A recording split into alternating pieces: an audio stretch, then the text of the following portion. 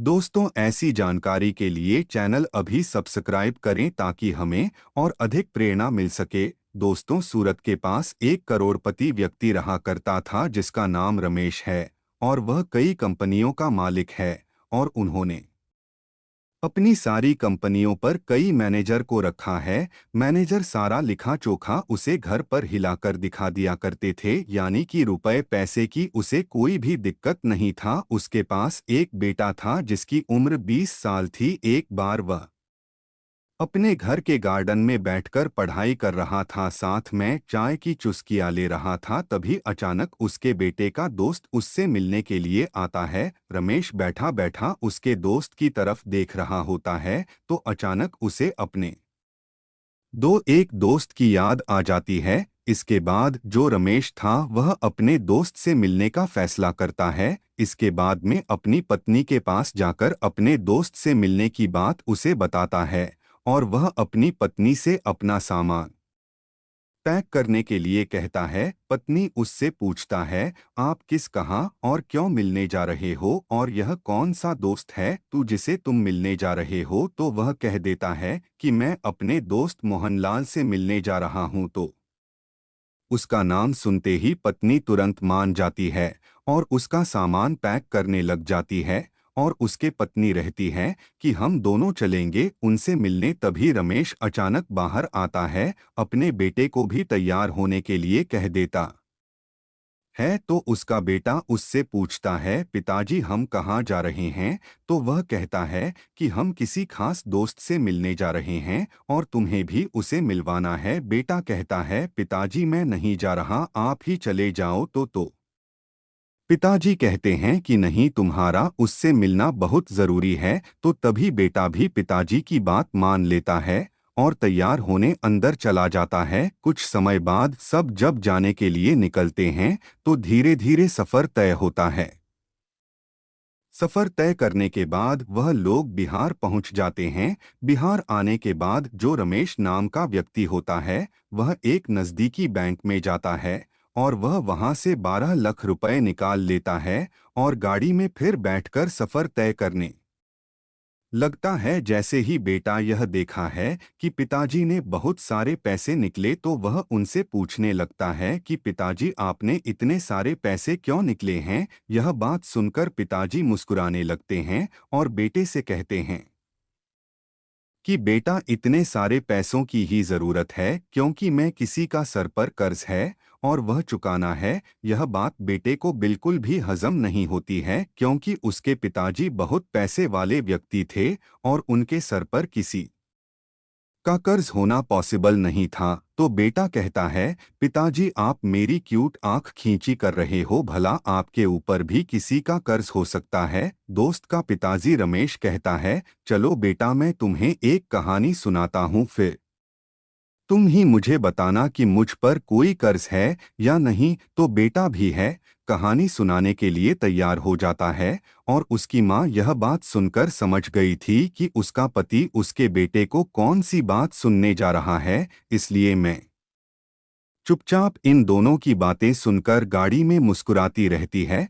तब रमेश अपने बेटे को कहानी सुनना शुरू किया था। वह कहता है कि बेटा साल 2005 में हम बिहार में रहा करते थे, तब मेरी शादी होने वाली थी और मेरा एक दोस्त था मोहनलाल, उसकी पहले ही शादी हो चुकी थी और उसके दो बच्चे थे, एक लड़का था और एक लड़की। लड़का बड़ा और लड़की छोटी थी। और वैसे तो मेरा नाम रमेश है पर मेरा दोस्त और उसकी पत्नी मुझे प्यार से नन्हे नन्हे का कर बुलाते थे और मुझे छोटे भाई की तरह प्यार करते थे। सब कुछ अच्छा चल रहा था, मैंने पढ़ाई भी पूरी कर ली थी और मैं अब रोजगार ढूंढ रहा था। मेरी उम्मीद यह थी कि मेरे को अच्छा सा राज रोजगार मिल जाए।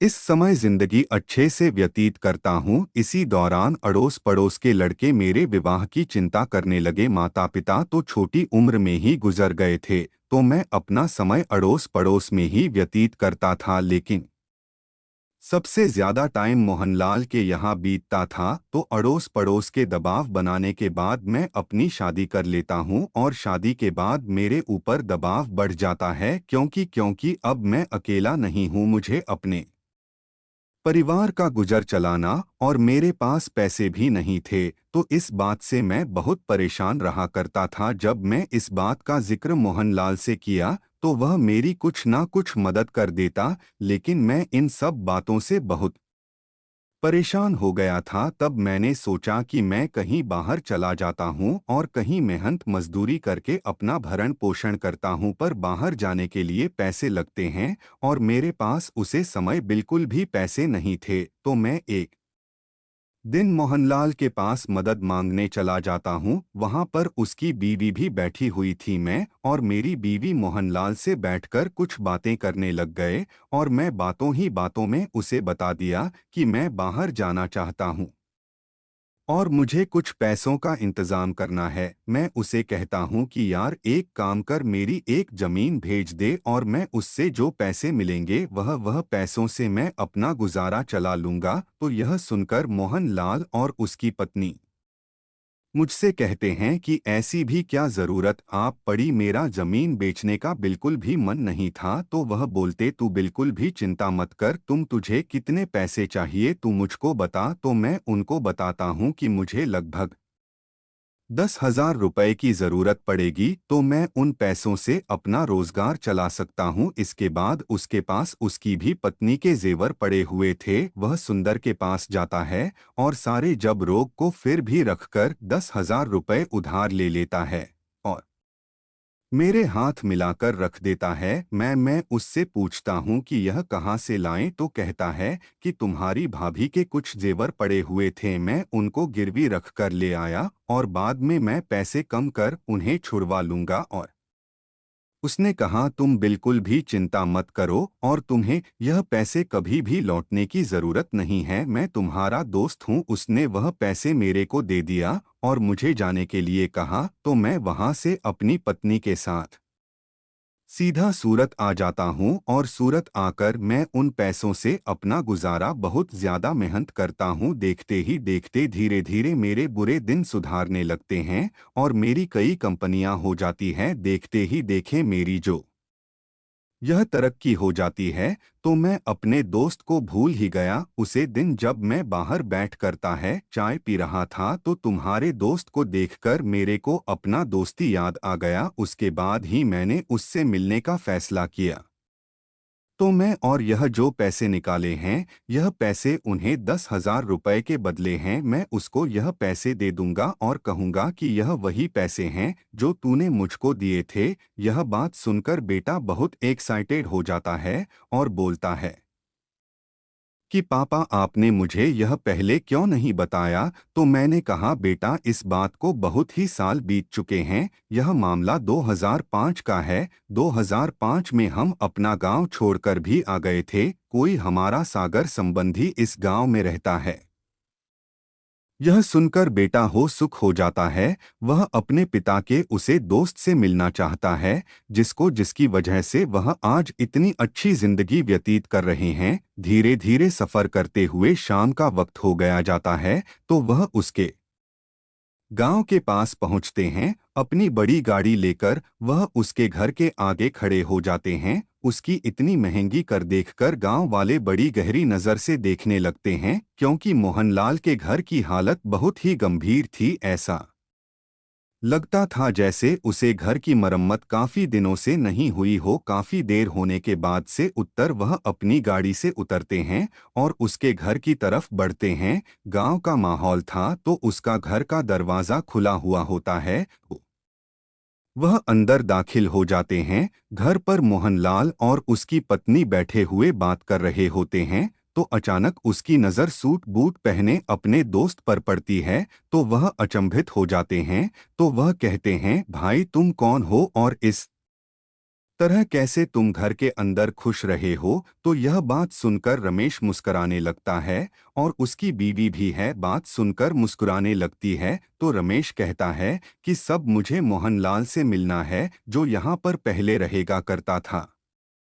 यह बात सुनकर मोहनलाल सोचता है कि यह तो सूट बूट वाला कोई अमीर व्यक्ति लगता है और यह मुझे साहब कर पुकार रहा है। तमिल मोहनलाल कहता है कि क्या बात कर रहे हो, मैं कब से साहब होने लग गया। तो रमेश कहता है कि आप साहब ही हैं, क्योंकि आपकी वजह से ही मैं आज यहाँ पर खड़ा हूँ। आज मैं जो कुछ भी हूँ आपकी वजह से ही हो। तो फिर मोहनलाल कहता है कि आप भैया मेरे साथ मजाक मत करो। तो रमेश कहता है कि भैया वैसे तो मेरा नाम महेश है, पर मुझे लोग नन्हे नन्हे का कर पुकारते हैं। यह बात सुनते ही मोहनलाल और उसकी बीवी उसे पहचानने लगते हैं कि वह यही नन्हे हैं कि जिसे हमने 10,000 रुपए दिए थे और वह गांव छोड़कर चला गया था। यह सोचकर मोहनलाल की आंखों में आंसू टपकने लगते हैं। तभी रमेश भगत हुआ उनके गले से लग जाता है और मोहनलाल किसे कहता है कि नन्हे तू कितना बदल गया, तू तो पहचान में नहीं आ रहा। और ऐसा कहते हुए सुनकर रमेश के आंखों में भी पानी आ गया और वह भी रोने लगा। अभी रमेश की पत्नी मोहनलाल के पैर छूने लगती है और यह देखकर गांव वाले बहुत अचंभित रहने लगते हैं। वह घर की खिड़कियों से ताजा कर रहे होते हैं। करोड़पति का आदमी गाड़ी में बैठकर गांव में आया है और उसके पैर छू रहा है। यह देखकर गांव वाले बहुत अचंभित हो जाते हैं। तुम मोहनलाल की पत्नी रहते हैं, क्या आप इसे बैठने के लिए भी पूछोगे या खड़े खड़े ही बातें करते रहोगे? फिर वह दोनों बैठ जाते हैं। तो रमेश अपनी बातें मोहनलाल को बताने लगता है कि मेरी बहुत बड़ी बड़ी कंपनियां हैं, मैं अपनी जिंदगी वहां पर बहुत अच्छे से व्यतीत कर रहा हूं। और आप बताओ आपका क्या हाल है, आपने क्या हालत बना रखी है? इतना सुनते ही मोहनलाल और उसकी पत्नी एकदम खामोश हो जाते हैं। इतने में रमेश, जो मोहनलाल का दोस्त होता है, वह उसका हाथ अपने हाथ पर कर कहता है कि तू मेरा दोस्त है, पर मेरे बड़े भाई से का नहीं है। अगर तू ना मेरी मदद करता तो फिर मैं इतना बड़ा आदमी नाम बनता। अगर तुम्हें कोई भी परेशानी है तो तुम मुझको बता सकते हो। तो मोहनलाल से बताते हैं कि जब मैं तुझे 10,000 रुपए दिए थे तो तू चला गया और फिर हम दोनों बहुत मेहनत करके पैसा कमाने लगे और मेहनत कर करके हम वेब जेवर छुड़ा लेते हैं। अचानक मेरी तबीयत खराब हो जाती है, बच्चे भी बड़े होने लग जाते तो उनका खर्चा भी बढ़ जाता है और बेटी जवान होने लगी और मैं बाहर कमाने के लिए नहीं जा पाता और मेरा बेटा बाहर मेहनत मजदूरी करके अपने परिवार की आर्थिक स्थिति मजबूत करना चाहता है।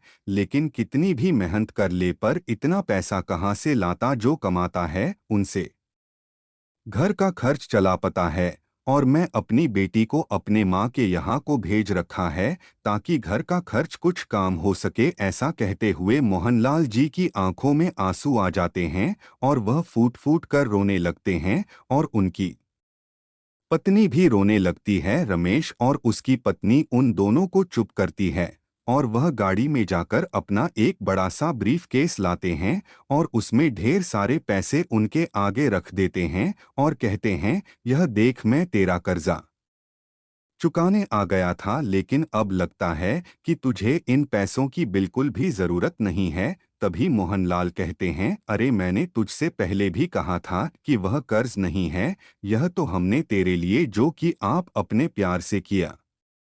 वह लोग या बात कर रहे थे, तभी उसका बेटा वहां आ जाता है। मोहनलाल का, जो कि अब तक मजदूरी कर रहा होता है, वह उनको चंबे से देखा है तो मोहनलाल उसे अपने पास बुलाकर बिठा लेता है और कहता है, रमेश यही मेरा बेटा है जो आप मजदूरी कर रहा है। तो फिर रमेश उससे पूछता है कि बेटा तुमने पढ़ाई नहीं की? तो वह लड़का कहता है, क्या मैंने पढ़ाई तो की है, लेकिन मेरे को अपने घर की स्थिति देखकर मेहनत करना ही सही लगा। मैं मेहनत कर रहा हूँ और साथ ही गवर्नमेंट जॉब की भी पढ़ाई कर रहा हूँ। सुनकर रमेश उसे बहुत शाबाशी देता है, कहता है कि तुम फल की चिंता मत करो, मेहनत का फल बहुत मीठा होता है। तो मोहनलाल का बेटा उन सब के बारे में जानना चाहता है और वह अचंभित भरी निगाहों से उनकी तरफ देखा है। तो यह बात रमेश समझ जाता है। तो रमेश कहता, बेटा मैं जानता हूँ कि तुम क्या जानना चाहते हो, पर यह जानने के लिए तुम्हें मेरे साथ चलना होगा। वह उसे लेकर उठने लगता है। तभी मोहनलाल उससे पूछता है कि तुम लोग कहाँ जा रहे हो और तुम इसे लेकर कहाँ जा रहे हो? तो वह मोहनलाल से कहता है, तुझे तुम चिंता मत करो और वह उसके बेटे को लेकर गाड़ी में बिठा लेना है और वहां से निकल जाता है और वह उसे उसके मामा का एड्रेस पूछता है। मोहनलाल के ससुराल पहुंच जाता है और वह उसकी बहन को लेकर वापसी मोहनलाल के घर आ जाता है और कहता है, देखो आप, बहुत हो गया, मेरे पास इतना पैसा है कि तुम्हें अब इन सब जिंदगी की जीने की कोई जरूरत नहीं है। मेरे पास बहुत पैसा पड़ा है। अब तुम यहाँ पर नहीं रहोगे, मेरे साथ सूरत चलोगे और वहाँ पर मेरी कंपनियों में तुम्हारा बेटा कुछ ना कुछ काम कर लेगा। यह सुनकर मोहनलाल कहता है कि नहीं, हमें इन सब चीज की कोई जरूरत नहीं है। तू अपना वहीं पर रहकर अपना जीवन व्यतीत कर, हमें यहाँ पर किसी भी तरह की कोई दिक्कत नहीं है। यह बातें सुनते हुए भी अभी भी मोहनलाल का बेटा इन बातों से संतुष्ट नहीं था। वह अभी भी यह नहीं जान पा रहे थे कि लोग यहाँ पर क्या कर रहे हैं, यह कौन है और कहाँ से आए हैं।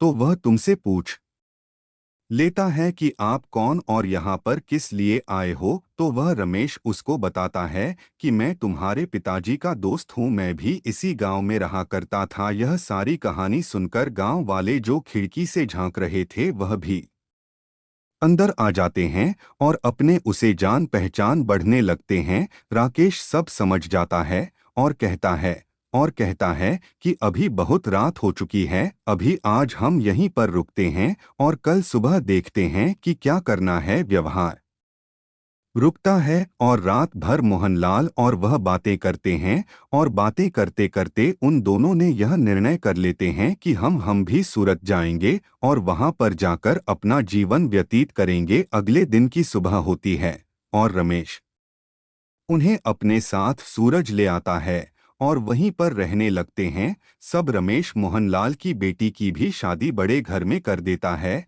और उसके बेटे को कंपनी का मैनेजर बना देता है और बाद में उसके बेटे की भी शादी कर देता है और उसकी पत्नी आती है। मोहनलाल का बेटा अपना एक अलग घर खरीद लेता है और वहां रहने लगता है अपनी पत्नी के साथ। मोहनलाल कभी अपने बेटे के यहाँ और कभी अपने दोस्त रमेश के यहाँ रहने लगता है और अपना जीवन अच्छे से व्यतीत करने लगते हैं। यही सब जानकर गांव वाले भी उसके पास जाने लगते हैं और उनसे सिफारिश करने लगते हैं कि हमारे बच्चों को भी कुछ नौकरी दे दो ताकि हमारे बीच तरक्की हो सके। मैं उनके बच्चों को भी रख लेता है और आज 2015 में मोहनलाल की मृत्यु हो चुकी है। उसके बेटे के बीएफ 3 बच्चे हैं। वह उसके बेटे और रमेश के बेटे भी इसी तरह एक दूसरे के बहुत ही घनिष्ठ मित्र हैं। वह भी एक दूसरे को भाई की तरह प्यार करते हैं। दोस्तों, यह कहानी यहीं पर खत्म होती है। अगर आपको यह स्टोरी पसंद आई हो तो आप कृपया मेरे चैनल को लाइक सब्सक्राइब करें। धन्यवाद। जय हिंद।